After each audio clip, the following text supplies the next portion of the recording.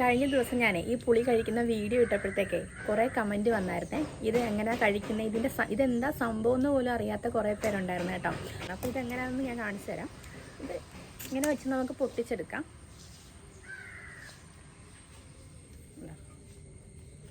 ഇതിനകത്ത് ഈ തൊണ്ട് കടിച്ചാലാണ് നമുക്ക് പല്ലിൽ മഞ്ഞക്കറ വരുന്നത്. നോർമലി നമ്മളിതിങ്ങനെ പൊട്ടിച്ചിട്ട് ഇതിൻ്റെ അകത്തെ കുരു കളയാണ് ചെയ്യുന്നത്. ചുമ്മാ ഒരു രസത്തിന് പുളിയൊക്കെ ഇഷ്ടമുള്ളവർക്ക് ഞാൻ കഴിച്ചതുപോലെ ഉപ്പും മുളകും കുറച്ച് വെളിച്ചെണ്ണയൊക്കെ ഇട്ടിട്ട് കഴിക്കാം. ഇത് നമ്മളിതിങ്ങനെ പൊളിച്ച് കഴിഞ്ഞിട്ട് പിന്നെ കുറച്ചൊന്ന് വെയിലത്തിട്ട് ഉണക്കും.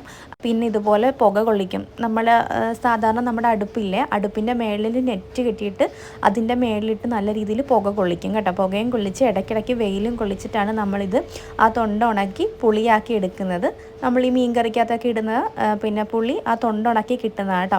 ഇത് ഉണക്കി കഴിയാൻ നേരത്തേക്കും അതിലേക്ക് കുറച്ച് ഉപ്പും അതുപോലെ വെളിച്ചെണ്ണയും കൂടി ഇട്ടിട്ട് നല്ലപോലെ തിരുമ്മി വെക്കണം. അങ്ങനെ തിരുമ്മി വെക്കാൻ തന്നെ പുളിക്ക് നല്ല മായവും കുറേ നാൾ കേടുകൂടാതെ ഇരിക്കുകയും ചെയ്യുവേ. അപ്പോൾ ഇതാണ് നമ്മൾ കടയിൽ നിന്നൊക്കെ വാങ്ങുന്ന മീൻ കറിക്കകത്തിടുന്ന കുടംപുളി.